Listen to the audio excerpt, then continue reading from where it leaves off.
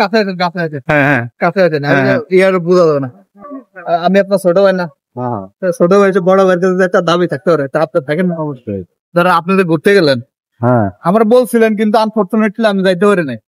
ঠিক আছে, এখন আপনি এই যে ঘুরে আইছেন, অনেক আনন্দ মজা করেছেন, সেই হিসাবে আমার একটা ট্রিট দিবেন।